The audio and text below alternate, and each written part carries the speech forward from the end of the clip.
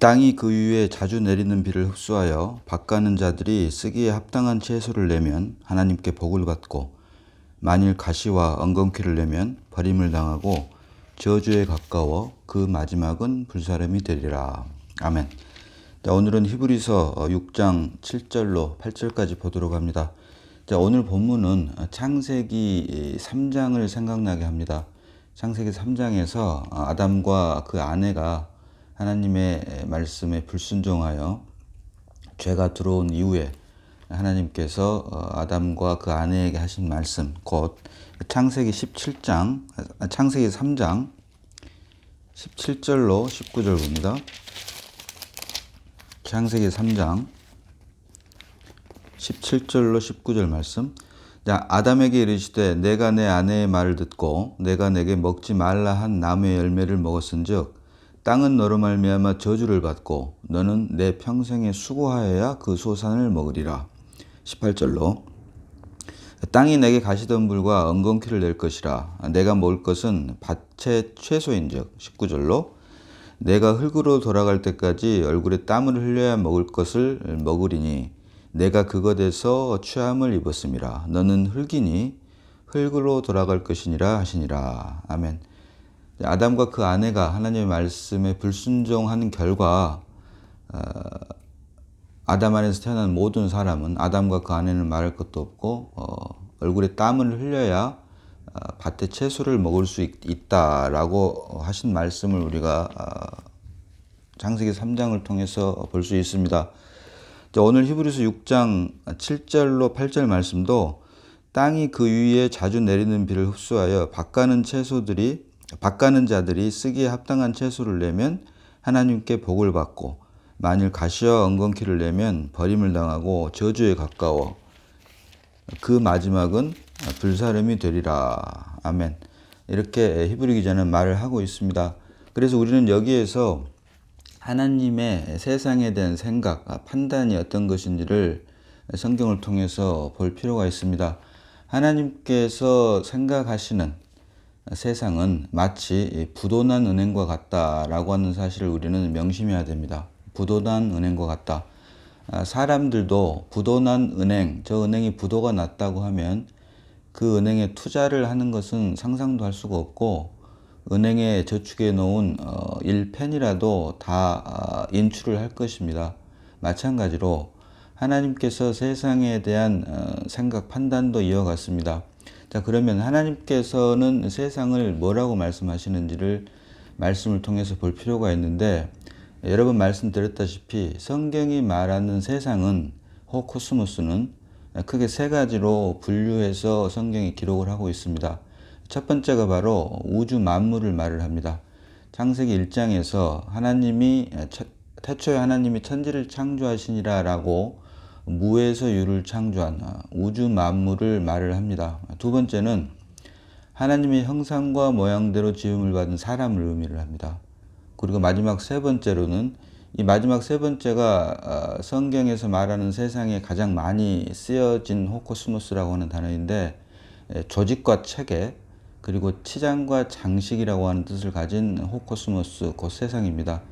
그래서 이 세 번째 이 세상이 성경에 주로 사용되었는데, 요한 사도는 이 세상을 가리켜서 육신의 정욕과 안목의 정욕과 이생의 자랑이니라고 하면서 이 세상에 있는 모든 것이 이 세 가지로 되어 있고, 이것은 다 하나님 아버지로부터 나온 것이 아니다라고 사도 요한은 말을 하고 있습니다. 그래서 성경이 말하는 세상에 대한 판단이, 계시가 바로 마치 사람 사회에서는 부도난 은행과 같다. 하나님께서는 이 세상에 대한 생각과 판단이 바로 사람의 입장에서 볼 때는 부도난 은행과 같다라고 하는 사실을 우리가 결코 잊지 말아야 되며, 부도난 은행에 대한 사람의 생각이 그 은행에 투자를 해서 부도난 은행을 살리려고 하는 것이 아니라, 그 은행에 저축되어 있는 1펜이라도 인출을 하는 것처럼 하나님께서 바라보시는 세상에 대한 생각과 판단의 이름으로 하나님께서는 우리를 통해서 세상과 구별된 삶을 살기를 원한다 라고 하는 것을 우리는 말씀을 통해서 볼 수 있어야 됩니다. 자, 베드로 후서 3장 7절 봅니다. 베드로 후서 3장 7절. 이제 하늘과 땅은 그 동일한 말씀으로 불사르기 위하여 보호하신 바 되어 경건하지 아니한 사람들의 심판과 멸망의 날까지 보존하여 두신 것이니라. 아멘. 자, 사도 베드로가 말한 것처럼 베드로 후서 3장 7절에서 말한 것처럼 이제 하늘과 땅은 그 동일한 말씀으로 불사르기 위하여 보호하신 바 되어 하나님을 떠난 사람들이 만든 세상에 대한 하나님의 판단입니다.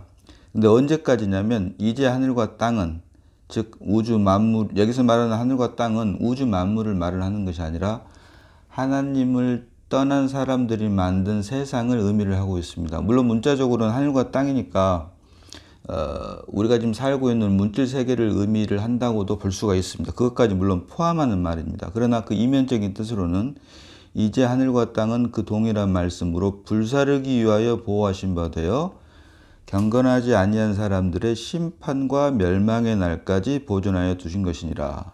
다시 말하면 주 예수 그리스도께서 다시 오시는 날, 재림하시는 날까지만 위하여 보존하여 두신 것이다. 그리고 주님께서 재림하시게 되면 그때 비로소 세상에 대한 하나님의 생각과 판단, 심판은 이미 끝났는데 이제 집행이 바로 주님께서 재림하시면 이루어진다라고 하는 말을 사도 베드로는 베드로후서 3장 7절에서 이제 하늘과 땅은 그 동일한 말씀으로 불사르기 위하여 보호하신 바 되어 경건하지 아니한 사람들의 심판과 멸망의 날까지 보존하여 두신 것이니라 라고 기록을 하고 있습니다. 여기서 이 말씀을 좀 더 우리가 와닿게 하기 위해서 이렇게 볼 수가 있습니다. 이제 하늘과 땅은 그 동일한 말씀으로 불사르기 위하여 보호하신 바 되어 경건하지 아니한 사람들의 심판과 멸망의 날까지만 보호하여 두신 것이니라. 멸망의 날까지에다가 만을 붙여서 그때까지만 보존하여 두신 것이다. 주님이 재림하실 때까지만 하늘과 땅, 사람들이 만들어 놓은 하나님을 떠나서 만든 이 세상은 존재를 한다. 주님이 재림하시면 불사르게 되어 있다. 왜냐하면 이제 하늘과 땅은 그 동일한 말씀으로 불사르기 위하여 보호하신 바 되었다. 주님께서 재림하시면 불사르기 위하여 그때까지만 우리가 지금 살고 있는 하나님을 떠난 사람들이 만든 세상은 하늘과 땅은 보존하여 두신 것이다 라고 사도 베드로는 말을 하고 있고 이에 주님께서 재림하시면 집행만 남아있다. 이미 심판은 내려졌는데 그 집행만을 우리는 기다리고 있다 라고 하는 것을 성경은 말을 하고 있습니다. 자, 그런데 그럼에도 불구하고 하나님께서는 요한복음 3장 16절에서 하나님이 세상을 이처럼 사랑하사 독생자를 주셨으니 이는 저를 믿는 자마다 멸망치 않고 영생을 얻게 하려 하심이니라 라고 말씀을 하십니다. 여기에서 말하는 하나님께서 세상을 사랑하셨다. 하나님께서 세상을 이처럼 사랑하셨다 할 때 여기서 말하는 세상은 호코스모스에서 두 번째 용법에 해당됩니다. 다시 말하면 하나님의 형상과 모양대로 지음받은 사람을 의미를 합니다.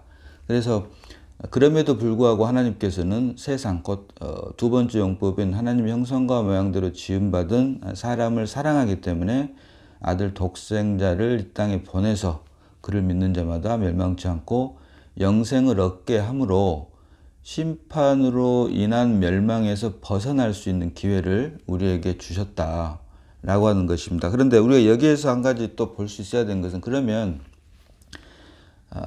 아담과 그 아내의 불순종으로 말미암아 이미 하나님의 세상에 대한 심판은 끝이 났고 이제 주님 재림할 때 집행만이 남아있는데 어찌하여서 독생자를 보내서 우리를 멸망에서 건져내는 구속의 역사를 이루었느냐라고 하는 사실을 볼 필요가 있는데 이것은 우리가 성경이 말하는 창조와 구속과의 관계를 바로 알아야만 됩니다. 몇 번 말씀드렸지만 수직적인 시간으로는 창조가 먼저이고 구속이 나중입니다. 그러나 하나님의 시간인 수평적인 시간, 구속의 시간, 카이로스의 시간으로 보면 시간과 공간의 제약을 받고 있는 크로노스의 시간으로 살고 있는 우리 인간의 입장에서는 창조가 먼저이고 구속이 나중이지만 시간과 공간의 제한을 받지 않는 하나님, 영이신 하나님의 구속, 곧 카이로스의 시간으로 보면은 창조는 구속을 위한 모형, 예표로 지음을 받았다라고 하는 것입니다. 다시 말하면 하나님의 영원한 나라를 세우기 위한 과정으로 시작이 없는 영혼에서의 한 시점, 곧 창세기 1장 1절이 말하는 태초에 하나님이 천지를 창조하시니라. 영원 과거의 한 시점에서부터 하나님의 창조의 역사가 시작된 것은 다시 말하면 물질 세계를 통한 하나님이 다스리는 우주 만물의 세계를 통해서 하나님 나라를 통해서 영원한 하나님 나라를 위한 모형으로 창조 역사를 하나님께서는 창세기 1장 1절에서 창조 역사를 시작하셨다라고 하는 것을 볼 수 있어야 된다라고 하는 것입니다. 영이신 하나님, 또 하나님이 다스리는 하나님의 나라는 영원 무궁한 것입니다. 그래서 영원 무궁한 하나님 나라에서 우리가 하나님과 함께 그리스도와 함께 영원히 왕노릇하기 위해서는 우리가 시간과 공간의 제한을 받지 않아야만 되는데, 그러기 위해서는 물질 세계로 말미암은 창조 안에서는 그것은 불가능합니다. 결국 물질 세계로 지어진 창조 세계 안에서는 영원한 하나님의 나라는 결국은 그 끝이 있게 된다. 그래서 하나님께서 창조 역사를 창세기 1장 1절에 영원 과거의 한 시점에서 시작을 하신 그 이유는 결국은 영원한 하나님의 나라를 위한 모형으로 우리에게 보여주기 위한 그 과정이다. 그래서 결국 성경이 계시하고 있는 창조와 구속과의 관계는 시공간에 갇혀있는 인간의 입장에서 볼 때는 수직적인 시간, 크로노스의 시간으로 볼 때는 창조가 먼저이고 구속이 나중이지만 영이신 하나님의 입장, 구속의 시간, 구원의 시간이라고도 하고 카이로스의 시간이라고도 할 수 있는 하나님의 시간의 입장에서 볼 때는 영원한 하나님의 나라를 위한 과정으로, 모형으로 물질 세계를 통한 창조 역사를 시작하셨다. 그래서 결국 창조 역사는 구속을 위한, 영원한 하나님의 나라를 위한 과정이다라고 하는 것을 우리가 볼 수 있어야만 되고, 결국 이 구속을 통해서 다시 창조가 회복되는 것으로 말미암아 하나님의 뜻과 계획 안에 있는 하나님의 나라는 마침내 완성이 된다라고 하는 사실도 우리가 함께 볼 수 있어야 됩니다. 그래서 성경이 말하는 창조와 구속과의 관계는 시간적으로는, 수직적인 시간으로는 창조가 먼저이고 구속이 나중이지만 하나님의 시간, 구속의 시간으로 볼 때는, 카이로스의 시간으로 볼 때는 창조는 구속을 위한 모형으로, 구속을 완성하기 위한 과정으로 창조를 주셨다. 따라서 요한복음 3장 16절이 말하고 있는 하나님이 세상을 이처럼 사랑하사 독생자를 주셨다라고 하는 말, 그러므로 멸망치 않고 영생을 얻게 하려 하심이라, 이 말씀은 결국은 창세 전부터 계획하신 하나님의 기쁘신 뜻 안에 있는 우리로 하여금 하나님의 아들들이 되게 함으로 결국은 하나님 나라를 세우기 위한 하나님의 예정 안에 있는 것이다. 예정 안에 있는 것이 창세기 3장 16절에서 비로소 드러나고 있는 것이다 라고 하는 것을 이미 계획하셨던 하나님의 예정 안에 있는 것을 창세기 3장 16절을 통해서 우리에게 보여주고 있다 라고 하는 것을 우리가 볼 수 있는 것입니다. 그래서 하나님의 세상에 대한 생각, 심판은 이미 끝이 났습니다. 아담과 그 아내가 하나님의 말씀을 불순종함으로 인해 하나님의 세상에 대한, 사람에 대한 판단은 이미 끝이 났고, 이제 주님이 재림하실 때까지만 보존하여 두신 것이고, 주님이 재림하시게 되면 집행만 남아있는데, 이것이 마치 사람들의 입장에서는 하나님의 세상에 대한 생각은 사람들이 생각하는 부도난 은행과 같다라고 하는 것을 우리가 반드시 잊지 말아야 되고, 이 은행에, 부도난 은행을 살려보겠다고 거기에 투자하고 있는 사람은 아무도 없는 것처럼 세상에 대한, 하나님의 세상에 대한 생각도 이러하니 우리 역시 요한 사도가 말했던 것처럼 세상에 있는 모든 것, 곧 육신의 정욕과 안목의 정욕과 이생의 자랑, 이런 모든 것들이 다 아버지께로부터 나온 것이 아니다라고 하는 사실을 우리가 알므로 세상으로부터 구별된 삶을 살아내야 된다라고 하는 것입니다. 그래서